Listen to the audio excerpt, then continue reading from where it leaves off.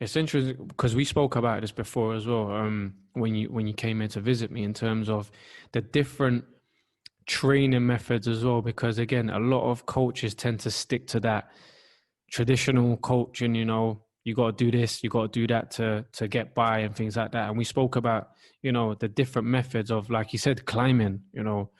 Doing other sports as well, which slowly academies are starting to do as well in the UK.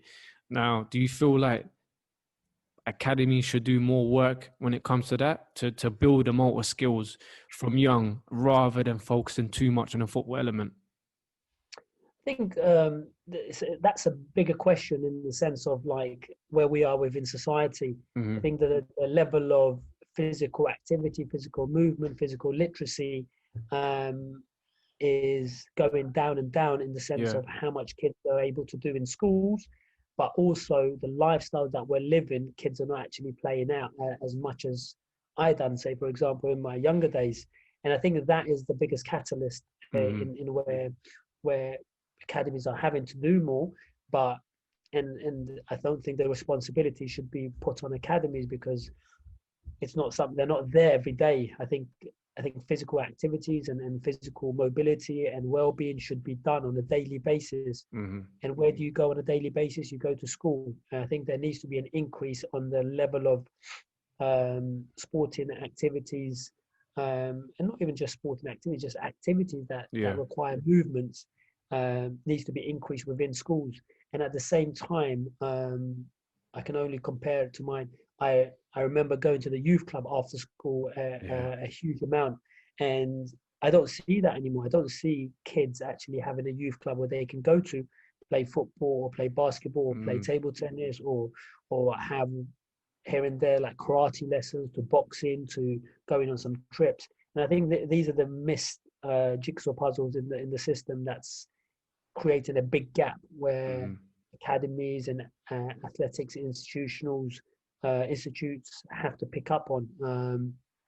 And I don't think those professional bodies doing it in professional clubs is actually the right. Yes, they can do it and they can put in additional amount, but I think if we can get that increase on a daily basis, that would be very, very helpful to not just building a healthy person, but also setting up people for a healthy mobile life.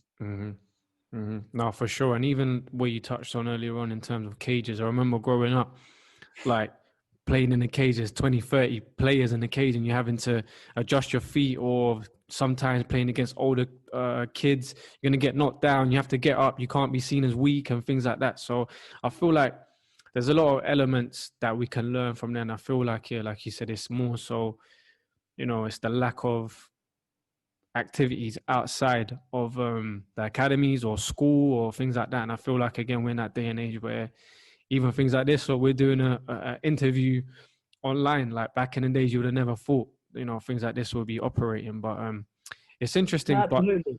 But I want to touch on. No, go on, bro. Go on. I was just going to say, like, and we can't walk away from the fact that the world is changing, and then the fact that we're doing this interview. I think we can still have. So why not have an online youth club?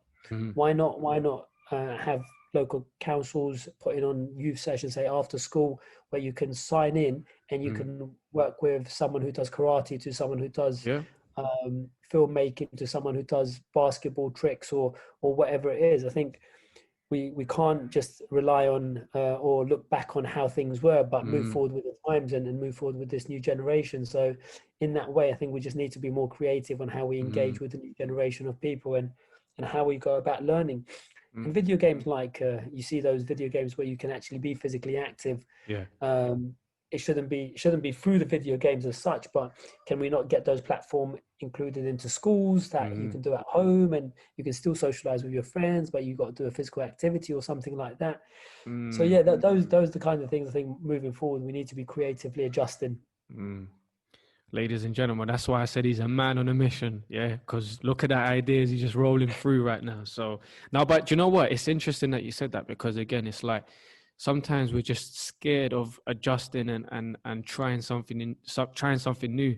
Like I've seen people around me that have even myself, I'm speaking about myself. Let me speak about myself. Even when this whole pandemic kicked off, at first I was like, oh, here we go. What is this about? I'm sure a lot of people were as well. But it's like, at first I was fearful of trying new things. You know, doing something like this was, I thought about it before, but actually executing it, I was like, oh, I don't know if I want to do it. But it's like, you have to go into the unknown, and you never know what happens, man. And it's a beautiful thing as well. Like, you have to adjust. But